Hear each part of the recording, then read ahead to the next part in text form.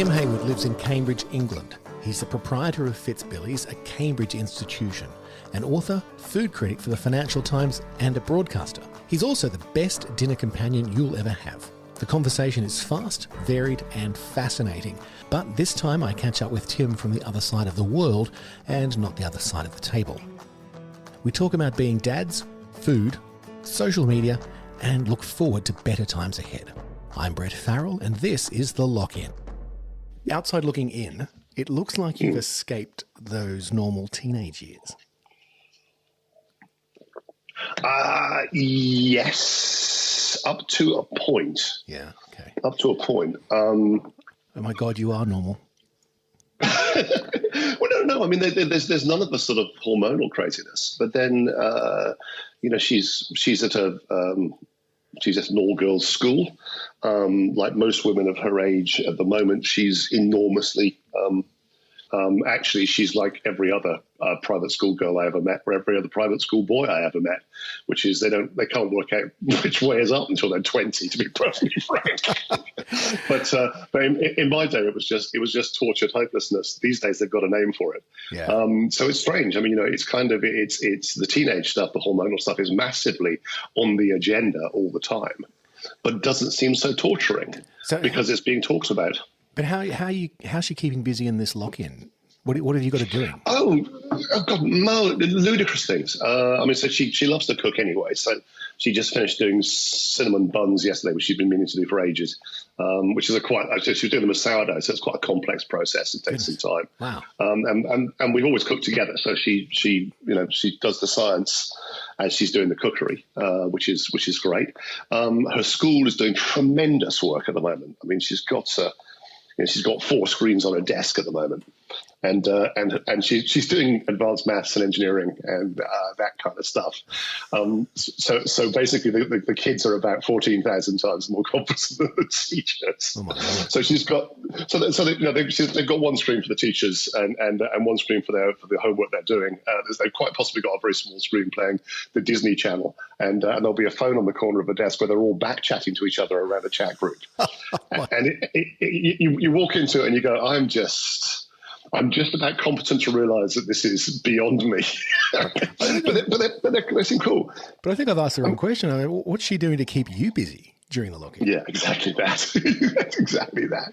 I'll tell you what's really strange, and I think a lot of parents have appreciated this, which was she very, very, very rarely melts down, but on the day she had to come home when they closed the school, she just collapsed.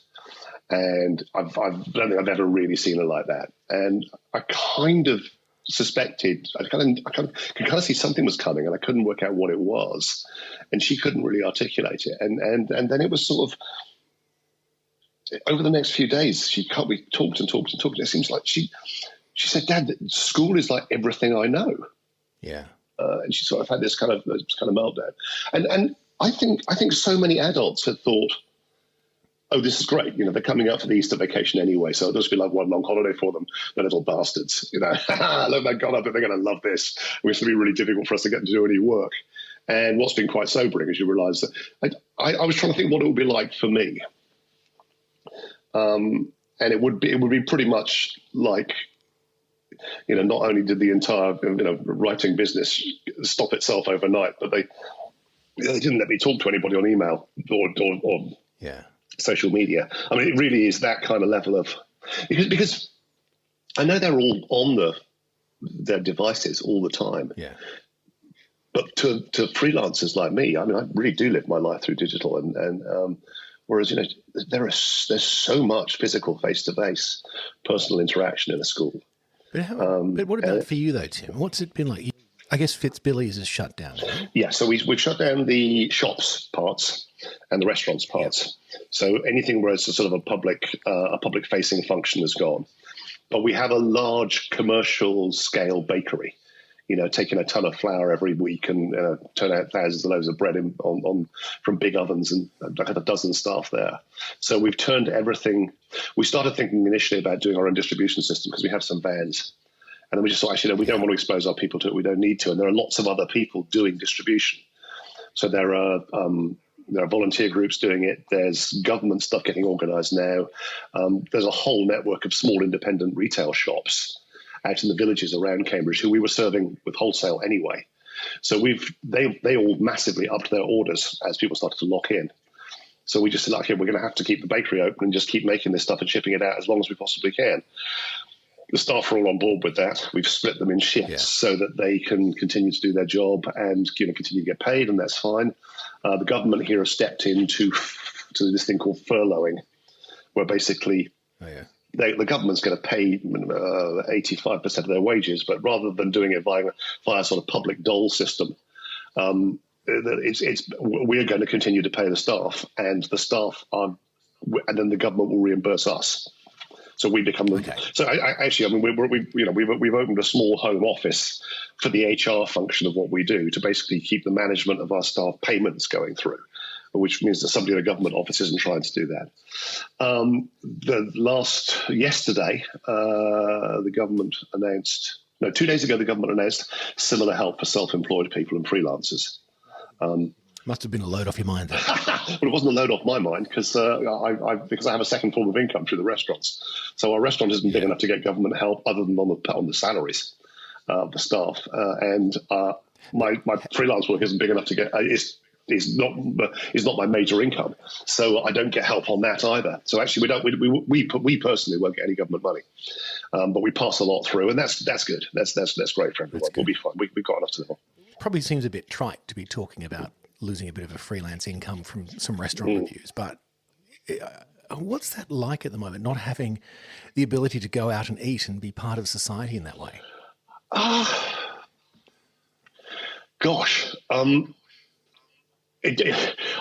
Initially, the idea of it is kind of horrific, but what's remarkable is how well people are doing it.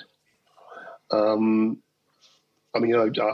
went out for my government-mandated exercise yesterday, you're allowed to go out in small family groups for a walk or exercise, as long as you stay 2 meters clear of anybody else.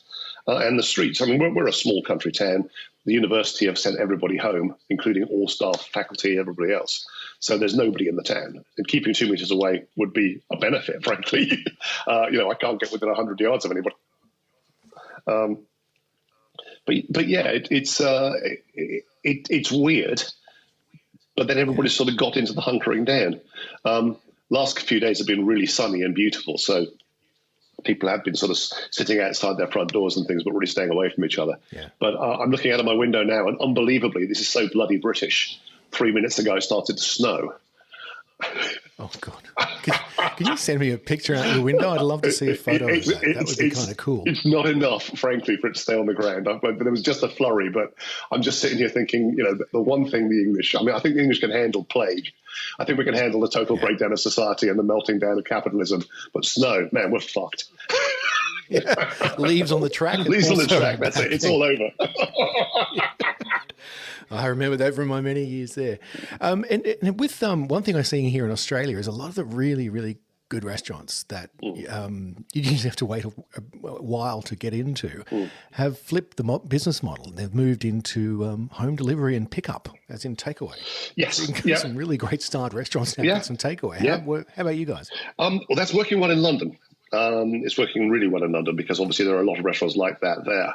I think we forget really that outside of the main metropolises, there'll only be one or two restaurants in town, and most people don't go out much on weeknights for that kind of. Somewhere like Sydney or Melbourne's got a really big on the ground social function, so people finish at work, and rather than go home to their apartment, they go out first. And so every night of the week, the town is full with people on their way home. Most people who move to towns like Cambridge or small towns outside of the main metropolises are doing it actually in the full knowledge that they finish work at 4:30, 5 o'clock, and they go home. They take the shoes off, they sit down, they pet the dog, they chat to the kids, and then it's a big decision to actually get up again and go out again. And they don't. There's no need for them to do it. The other thing, which is sad but true, is I think most people in London, and I speak from reasonably bitter experience, live in the kind of places where you don't really want to stay too much time banged up at home. You'd rather be on the streets, moving about and interacting with things. And so Whereas I think one of the reasons you move out to a place like this is it is extremely agreeable to be in your house, be able to wander around your garden, sit out on the balcony when it's sunny, and be 500 meters from the next human being. That's what people have chosen to do it for. What about you? What you must be doing to keeping busy? This could be a dream come true for you. You can work on your models, you can work on some industrial design, you can cook, you can write. You must be loving this in some respects. Yeah, it's funny. Several people have said this. A lot of writers I've corresponded with and things have said the same thing, which is, you would think so, wouldn't you? It would be lovely, but actually, there is a real sense. I don't think anybody's feeling screamingly panicked, and I haven't gone to bed weeping any night recently, but there's a constant level of low grade terror and insecurity with which you have to deal. Yeah. And there's a singular level of sort of just if you're in the house and we're all in the house, then we all have to share the laundry, and we do the cleaning together, and we do all that, and that's all kind of nice. But that's a time sink, and the low level of worry stops you having a really solid go at any kind of work. I think we've been in for a week now. We just started to say, okay, we're going to start having a schedule, and we'll go off to our different corners of the house to work. Liv obviously locks herself away during school days for the school hours with her at her desk to go through that, and then she comes and we have lunch break together. I can take her a cup of tea if she switches her camera off. That's kind of agreeable. But it's the vacations start middle of next week, and at that point there'll be no school for her during the days. So we are going to have to work out ways to get space for ourselves. And obviously, I'm massively aware of the privilege of being in a place with just three of us can get apart from each other. Because God knows there's so many people who don't have enough space to get apart. Yeah, my daughter's 12 now, and she spends most of her time in the room. So yes, I think it works for her. It works for us some days. Keep your eye on that, because these things that we think of as eternal verities, all the jokes about teenagers, all the presuppositions. I think we all need to keep them in flux. I think it's great that they can slam their doors and go in there and be all in a huff in the normal set of circumstances. But actually, when they've got to come back out and you're still there, or when you might have gone off into your room in a huff, or your partner might have gone off into her room in a huff, it's all kind of, I think all bets are off. We just got to try and be as open and as emotionally literate about everything as we possibly can, and just not have presuppositions. That's really hard for a lot of people. That shit, yeah, really hard. really, yeah. Yeah. Hi, I'm one. Yeah. But the social media side of things too, with teenage daughters, I had a guy called Brian Welch. He's one of the guitarists in Korn talking to me last year. And this is a guy who's had a heavy rocker. He's done everything a heavy rocker should have done. And he pulled me aside and started talking about social media and his daughter, and really gave me a lecture about making sure that you keep your kids, time limited to it, because it's not necessarily the social media that's bad, but the amount of time they sink into it that can send them off the rails a bit. And I figured if the hard rocker was telling me that, I probably should take that advice. It's true. And yet also I think there's a lot of benign and a lot of good. I mean, I think particularly in an environment like Cambridge, which is immensely middle class, there's a very, very high level of it's a very, I suppose it's a very sort of fecund intellectual ecology you live in.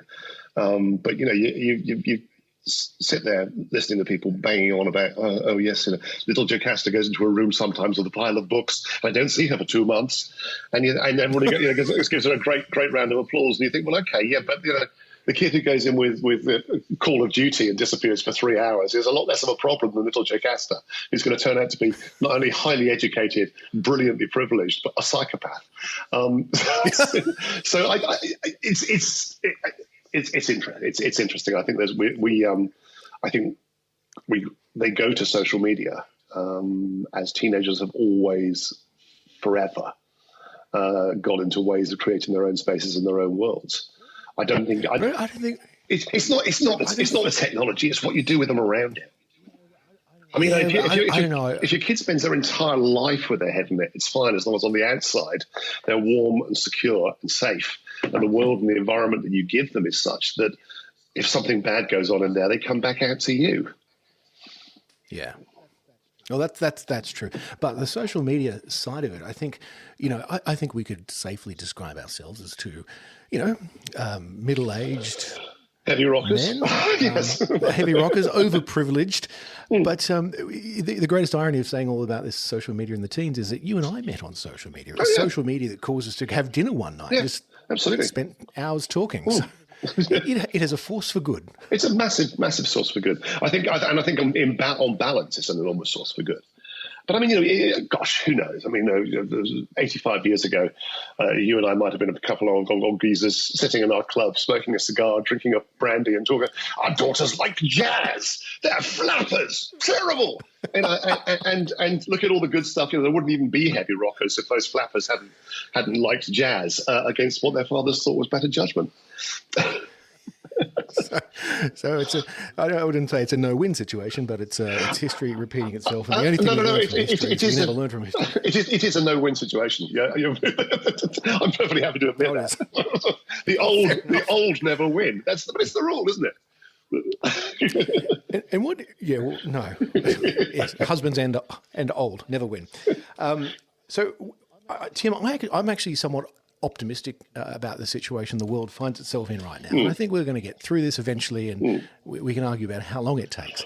But what do you think it's going to look like on the other side for people like you who work in the food industry? Do you think it'll come back to the way it was? I don't think it'll go back to the way it was. I don't know the way it will be. And I don't think anybody can really predict.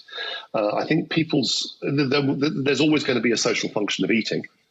And mine has always been in the sort of a democratic level of it, sort of fairly ordinary people coming in off the street and eating fairly ordinary food. I think that will always have to be there, like buses have to be there, or parks. It's kind of part of the social fabric that I think is unmissable. I don't know how our slightly warped attitude to sort of Michelin star food, etc., will survive this. Will it look so all-fired important? Will any of those institutions survive? I think within the industry itself, there's an element of it's been a remarkable blow to the industry that's gone right the way across it in an entirely level way. So everybody's been shut down. Everybody's under financial pressure. And one of the truths about the restaurant industry is you can never tell from the outside of a restaurant whether it's a huge financial success and everybody's treasuring enormous amounts of money or it's been bankrupt for 6 weeks. You literally have no idea because you can't tell what their funding model is. Even if the place is busy, even if it's getting great reviews, they could be absolutely in a hole. And so a lot on the business side of things, the ones that are going to come out of this alive are the ones who were reasonably prudent and not overstretched and over-leveraged. A very interesting thing the government announced yesterday is that they're suspending. Now, I'm no lawyer and I'm not that good a businessman, so I'm careful not to talk out of turn here. There are laws about when a business is trading illegally. So it shouldn't be because it knows it's effectively sort of bankrupt, and that would be against the law. It's like trading insolvent and things like that. It's part of a whole package of those. Well, all those rules are suspended. So if you can just say that your business is still alive and continue to take the government money and pass it through to your staff, for Christ's sake, don't close. Even if nobody's turning up, and even if the doors have been shut, and even if the entire business is in mothballs, stay a business and trade through this. And that's an interesting change. But I suspect that if there are never winners. It's like war. There are never winners. But the ones who got money salted away were in the black, were modestly and sensibly run, will be fine. But I mean, I know some restaurant chains, run by nice people, good independents who've opened 4 or 5 restaurants in the last 2 years with borrowed money because it looked like such a great thing to do. Yeah. And then you wake up one morning, the government's shutting down restaurants. You own 9 restaurants. That's just, and every single one of those has got 20 rapacious backers who want their money out. Yeah, they're in problems. Yeah, everyone's going to have to deal with that when it eventually works its way through. And the book business. How's that? People still reading? People still going to be reading. I mean, at the moment, I've got a book I've just signed the manuscript off. It's with an Australian publisher. I'm with Hardy Grant, and that book will go ahead because the schedule for that book is it wouldn't be published until September anyway. By which point, everybody, no matter what, is going to be out of this. And there's going to be an economy, and we've got pallets of an object that can be sold, and people are likely to want to buy. At the far end of this, what is this one? Oh, it's a weird one. It's called. Actually, I haven't told you what the title is publicly. I can tell you, it's called Loaf Story, and it's a sort of life story, love letter to bread, but not sort of sourdough and posh bread. But I'm really fascinated by the idea. There's a music writer here called Peter Paphides who's just written a book about his childhood and music and growing up. I love Pete. It's one of the best tastes in music in the world. Well, exactly. But his point in this book, as if I paraphrase horribly, is that we need to be very careful about the things that we laugh at from our childhoods as being sort of naff and unfashionable, because the naff and unfashionable stuff from our childhoods actually is our culture. And I've been trying to articulate something like that about food for as long as I can remember. And actually now it's, my publisher has encouraged me to write this. And it's a book of about the sort of history of ordinary people's ways with bread around the world. And it's silly stuff. I mean, when I was growing up, we didn't have much money, and my mum used to take a sheet of packet bread and fry it in the bacon grease from the morning, cut it into 4 quarters, put dollops of mashed potato on it. And the idea was you stuck your little fat thumb in the mashed potato to make a dent and filled that with ketchup. And we called them Dead Man's Eyes. And what was great is that I get to write the story of how the packet bread was made, of why that was an important thing in my life, our childhoods at that time, and put it as a serious recipe. If you ever of course you don't want to try it, but if you ever wanted to try it, I've written a serious recipe for it, and I've remade it and retasted it. And so it's a lot more sort of it's a different kind of writing. I write the recipes in a narrative sense if they're in there at all. And then there's a sort of almost like a pull-out section at the back of technical recipes. So if you really want to take it into the kitchen and follow it. And the technical recipes are on a different colour page at the back. It's in a special place out of the way. The rest of it's more sort of steam garden, but with some really, really funky photography as well. Oh, man, I can't wait to see that. That should be fun. And read it. Oh, good. And Dead Man's Eyes. Well, at Dead Man's Eyes, it's also the hint of your start as an advertising man as well. Or dead-eyed ad man, yeah. I suppose so. Just naming inanimate objects beautifully. Yeah, that's the one, yeah. Well, mate, I just loved hearing your voice. It is like a balm to the soul. Thank you very much indeed. Talk. It's been way too long, and the thing I actually miss more than anything is as lovely it is to talk this way over the internet. It's just not the same as sitting across from you at a table where someone keeps filling your glass with some lovely white wine, and the food keeps coming, and the laughs and the banter just goes on through the night before you realise that they've shut the restaurant and it's time to bloody go. Absolutely. I'll tell you what I have been doing recently for a couple of. All the Radio 4 programs we're not now going out to record. Mm-hmm. So we're doing this thing called Simul-Rec. That's what they call it, Simul-Rec. So we open a Zoom channel between the two of us, and then both of us spark up our Mix Pre 3 or whatever it is at the other end. And then we send in the files to a central position where they're cut together, and you actually get completely live. But you've done it, and a lot of people are starting to have online dinner parties as well, where you open up Zoom, everybody cooks the same thing, and you sit and eat and chat. So maybe we should do that sometime when we all get completely desperate for lockdown. You and I can get together for dinner. And we'll Tim, one of us is going to be drinking wine for breakfast. One of us will be drinking wine for breakfast, mate. Man, I went to art college. I'm good at that shit. I can do it. I was chatting to a doctor friend the other day. My house is very close to the big hospital here, Addenbrooke's. And I said, I've got to ask you, because some people have suggested this, is alcohol going to sort of kill the virus in your respiratory tract? And he said, well, I mean, yeah, theoretically it does. He said, but, you'd have to, every 2 hours, you'd have to drink an incredibly strong martini and then snort one. Challenge accepted, said Tim. And then he laughed, and I said, "Yeah, but okay, it's not crazy." Yeah. I think the trick is you might get coronavirus, but you wouldn't give a damn anyway. So whatever.